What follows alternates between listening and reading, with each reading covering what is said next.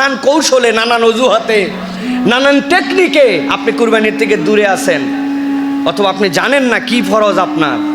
রাসূলুল্লাহ সাল্লাল্লাহু আলাইহি সাল্লাম থেকে বিধান, কুরবানি হচ্ছে ওয়াজিব তাদের জন্য। কুরবানির যে 3 দিন 10, 11, 12 জিলহজ মাগরিবের আগ পর্যন্ত, এই 3 দিনে কোনো ব্যক্তির উপরে যদি যাকাতের নেশাব পরিমাণ সম্পদের মালিক হয়, রোলে এই টাকাটা তার কাছে থাকে, তাহলে তার প্রতি কুরবানি দেওয়া ওয়াজিব।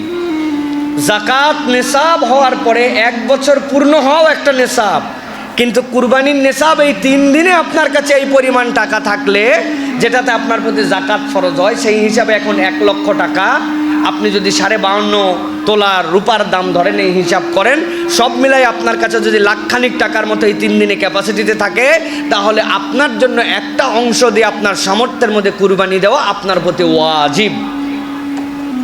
আমাদের সমাজে ছেলেরা কুরবানি অনেকে দেয়, কিন্তু মেয়েরা চিন্তা করছে ছেলেরা দিলেই বোধহয় মেয়েদের কুরবানি আদায় হয়ে যায়। উনার 20-25 ভরি সোনা আছে, যাকাত দেয়, কিন্তু কুরবানি দেয় না। স্বামীর কুরবানির সাথে উনি কুরবানিতে পার হয়ে যাচ্ছে। হবে না?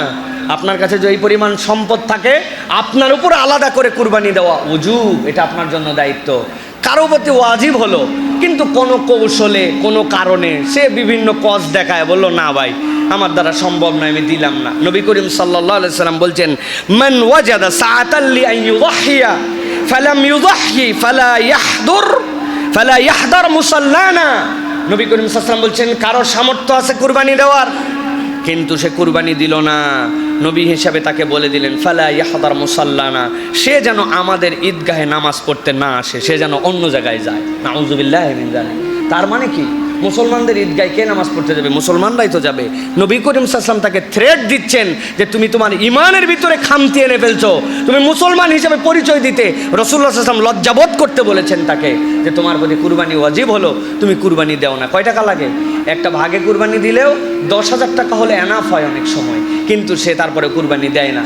নবী করিম সাল্লাল্লাহু আলাইহি ওয়াসাল্লাম তার জন্য এই থ্রেট দিয়েছেন। অতএব যাদের প্রতি কুরবানি ওয়াজিব, এই মানুষগুলো কুরবানি আদায় করে দিবেন। অনেক ছাত্র ভাইয়ের প্রতি কুরবানি ওয়াজিব, ওনার বাপ ওনার নামে এফডিআর বানায় রাখছে, মাসে মাসে 2,000-3,000 টাকা করে দেয়, ব্যাংকে ওনার 4-5 লাখ টাকা পড়ে আছে। উনি বলছেন আমি এখনো চাকরি পাইনি, বিয়ে করিনি, আমি আব্বারও দিন আছে, কিন্তু ওই টাকার মালিক কে? সে। তাহলে এই টাকা যদি তার নেশাবের উপরে হয়ে যায় আর ওই 3 দিনের মধ্যে থাকে, তাহলে কুরবানিটা তার প্রতি ওয়াজিব হয়ে যাবে। কুরবানি ওয়াইড অ্যাঙ্গেল বানান, কুরবানিকে সংকীর্ণ করেন না। আমরা একটা শ্রেণী কুরবানি দাতা আর একটা শ্রেণী কুরবানির খাতা হয়ে গেছি আমরা। এটা ভালো নয়। কুরবানি দেওয়া এটা আল্লাহ রাব্বুল আলামিনের পক্ষ থেকে একটা অসাধারণ ইবাদত। এর দ্বারা আল্লাহ আপনার সম্পদে বৃদ্ধি দিবেন, আল্লাহ আপনার ইবাদতকে কবুল করবেন, আল্লাহ আপনার জন্য এমন রিওয়ার্ড দিবেন। আল্লাহ তো উল্লেখ করছেন, জিবহিন আজিম বললেন কেন? আল্লাহ ইব্রাহিম আলাইহিস সালামের এই সুন্নত দ্বারা বুঝালেন, এটা আপনাকে যেরকম কিয়ামত পর্যন্ত জীবিত রাখবে, আপনার আমলকে আল্লাহর কাছে এটা জীবিত করে দিবে। সুবহানাল্লাহ।